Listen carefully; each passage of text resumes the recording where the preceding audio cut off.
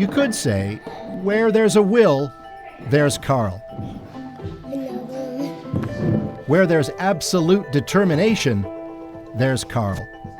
Brought to Ottawa for treatment of club feet, at 4 years old, he's still unable to walk on his own. His is a story about resolve. And it's a story about what happens when people who try to do the right thing and help Carl learn that helping can be way more complicated than you'd ever expect. And then what do you do? It's a story that begins in January 2010 in Haiti. And an earthquake for the ages. It left more than 200,000 people dead, hundreds of thousands more without homes or families. Among those who stepped in to help in the terrible days afterward, Ottawa's Duncan D., who ran a relief mission for Air Canada. The Ottawa Hospital donated all of this stuff.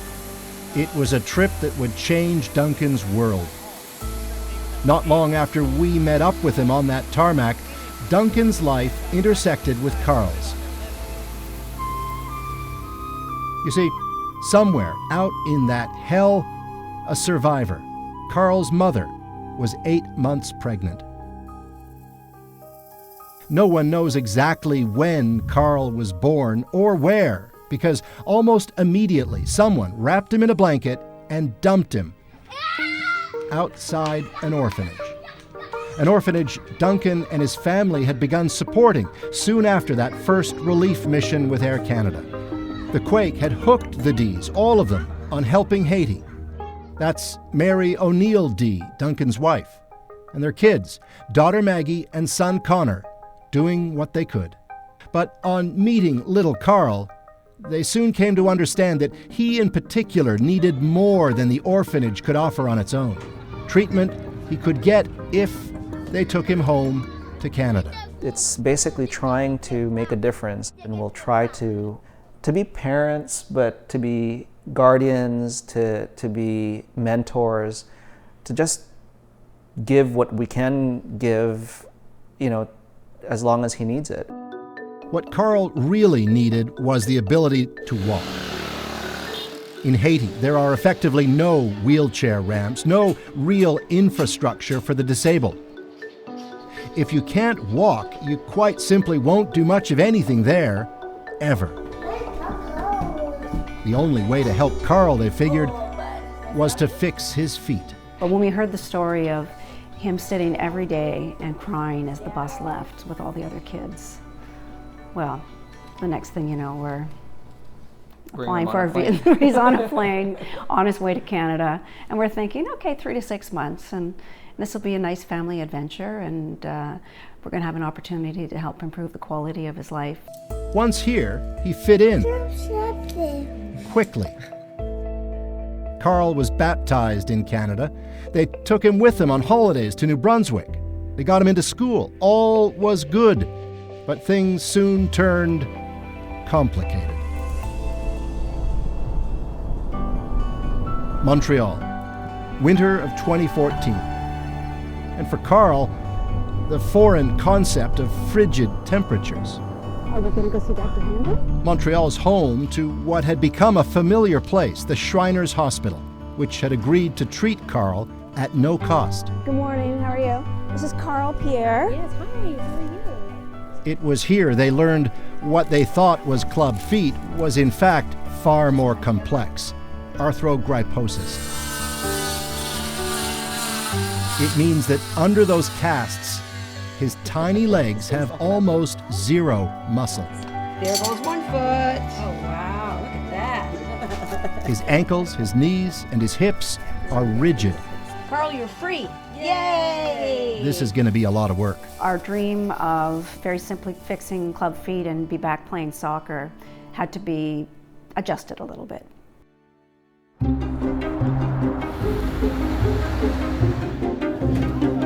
It meant Carl would be spending a lot of time in Montreal.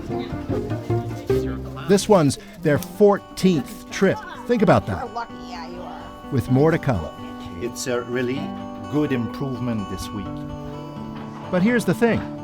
It draws all of them unexpectedly much closer together. Like family. I can smell your feet from here, Mr. Carl. Oh my gosh. Ready to go for your bath, okay? And a family that knows, come the time Carl gets better, he'll have to go back. Mom's funny. In the beginning, he called me Mommy Blanc, so we've moved on. But my kids call me Mom.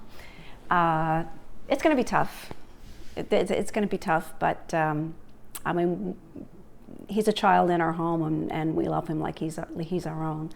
But he belongs to Haiti. Can you walk with that? Come on.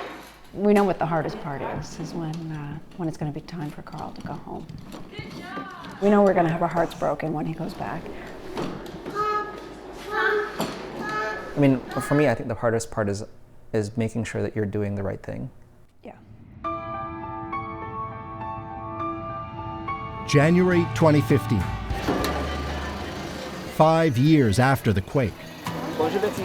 And Duncan and Mary make a return visit to the orphanage where they first met Carl.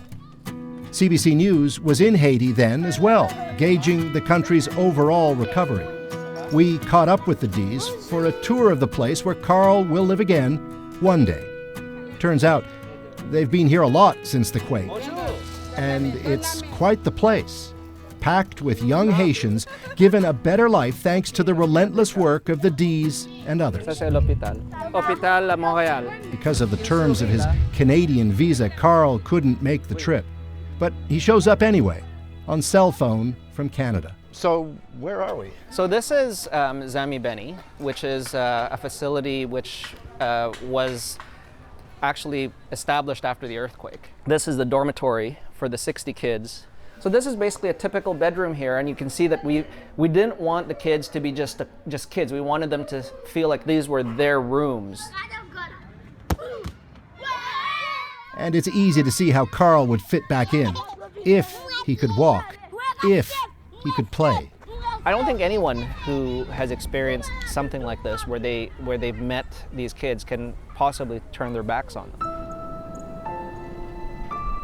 Back in Ottawa, now home for Carl longer than anyone expected, the weeks and months have turned into more than a year. But he's fitting in, learning sledge hockey, for one. Happy birthday. Then Carl turns 5. And then summertime comes. And then his prognosis worsens. During one of his surgeries, he has a seizure. Turns out, on top of everything else, he's got epilepsy. Then they learn he also suffers ADHD, attention deficit hyperactivity disorder. None of this is good news for anyone. There are so many trips to the doctor. This one they figure was number 30. That by now, Mary's quit her government job to care for Carl full-time. And though she's forever optimistic, with every trip there's always a kind of looming cloud. What next? How complicated can trying to help possibly be? The D's went into this clear-eyed, but it's obvious stress mounts. We've had 3 surgeries, 2 hospitalizations, 2 weeks of physio, 5 or 6 neurologist trips, hematology visits, pediatricians. Fireman, Riverman. Evil man, excellent. Fireman, Evil man. Good job. Keep going, And yet, progress. Hey, why are you moving the dinosaur? or else I'm gonna step on him. We don't want that. He's getting there. Fireman. But for the D's, there's another concern. Even as they grow attached to each other, Carl's behavioral problems give pause. Good job, buddy. Sometimes he lashes out violently. We think I should be a better person and with us, and I should raise him. But I think, in 10 years' time, I'm going to be 58. And when Carl's a teenager, and he's bigger than me, and he continues to have behavioral problems, I won't be able to physically manage him. And if he can hurt me as a 5-year-old, if we're not able to get his behavior under control, like, how am I going to do that? Like, it's not realistic.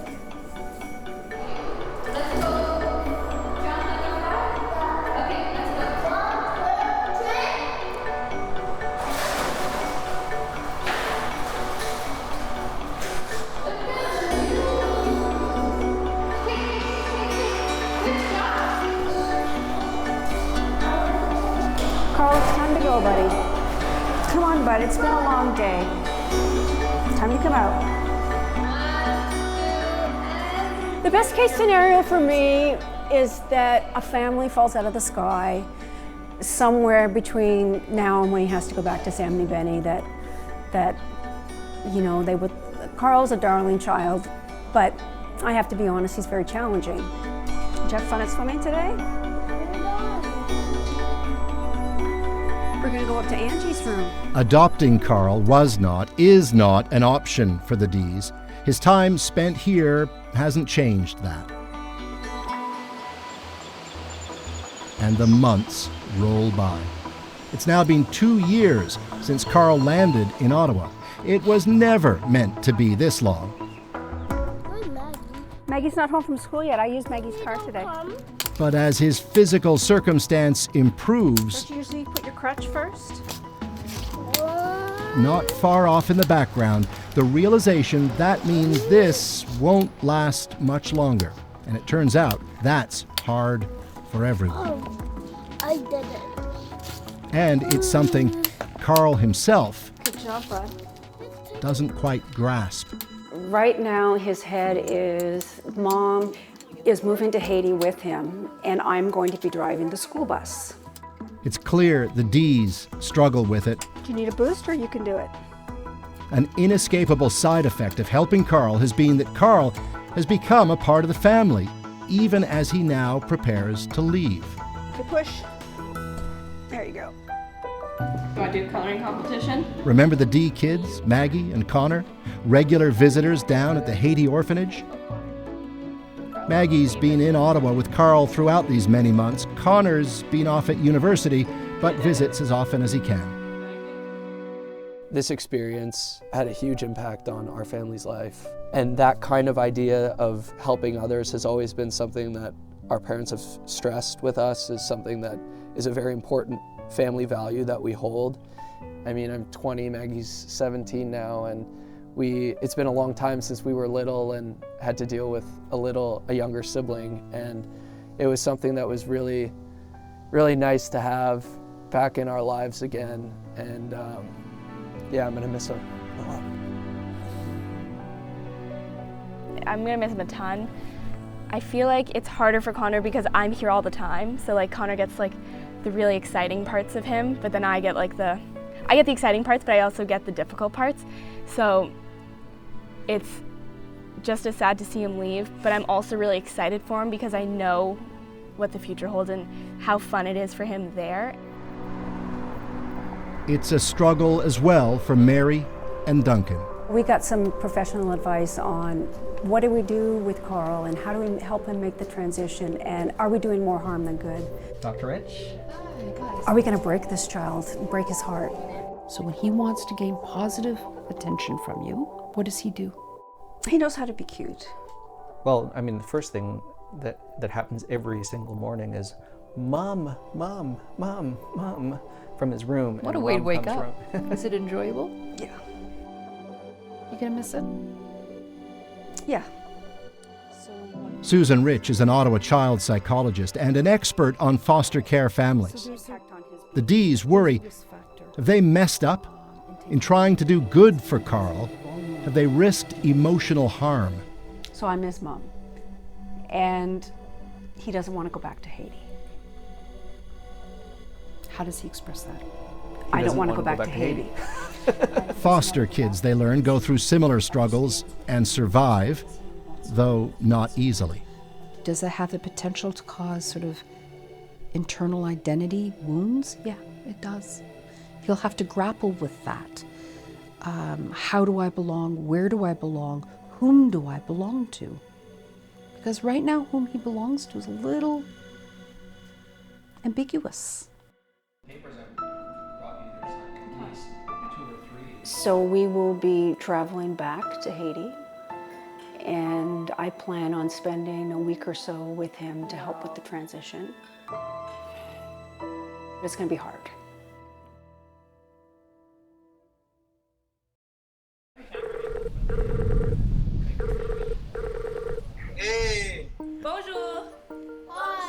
The D family, joined on this night by Maggie's boyfriend, does what it can to get Carl emotionally ready for his return to Haiti. Skype becomes a window on his old world, a connection with the country he'll once again soon call home. His old friends are impressed by the new and now happily agile young Carl. For the D's, a mix of joy and dread. So we will be traveling back to Haiti, and I plan on spending a week or so with him to help with the transition. We expect it to be challenging, but it's going to be hard. What are you expecting that to be like, besides hard? Terrifying. It's not goodbye. And we just need him to understand that it's not goodbye. That's tough when you're 6. And you're leaving who you think is your mom and your family. None of it's lost on friends of the D's, who've at once marveled and wondered, in a sense, what were they thinking? Along the way, you'll encounter people who are like, you know, who'll ask the question, like, I mean, for all of this for one child, or all of these resources for what end, and you know, why are you doing this, and you know, what were you thinking with Haiti? was like the big headline question. Okay, watch out for my toes. You ready? Okay, 1. And that's at the heart of everything this family's tried to do. Got it? In asking themselves whether to help, And 4. the next question was how to actually help, Okay. no matter the challenges. After I can watch my show. Yeah, you can watch for a few minutes, okay? It would have been so easy to say no, Well, you can just leave it to there. have left Carl in Haiti to fend for himself. So Maggie will leave you your bag. Instead, they said, let's try. Okay, baby. Time for bed. What do you want older Carl to know about your dreams when he was 6? How much we loved him. I love you. I love you. And how much I continue to love him. Close your eyes, buddy boy. And I hope that he's able to carry that with him. Good night.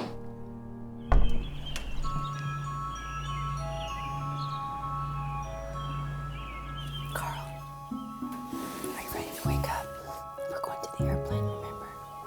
Did you have a good sleep? How are we doing for time? We're good. Departure day. After all this time, Carl prepares to return to Haiti. You do your dance moves? A complicated decision to change a life is realized, even as it means lives will now change again. It's a time of torn feelings for everyone, where hope meets heartache. I mean, our dream actually was to see him walking back home. That's what he's doing today, which is something that we dreamt about, but this is it, you know, so it feels really good.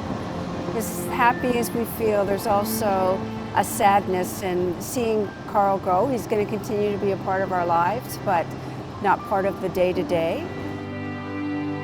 As he makes his way back to Haiti, Carl is indeed a changed little boy. And from a family that simply wanted to help, never knowing the outcome, he found unexpected love. And for Carl, his new life now awaits. Paul Hunter, CBC News, Ottawa.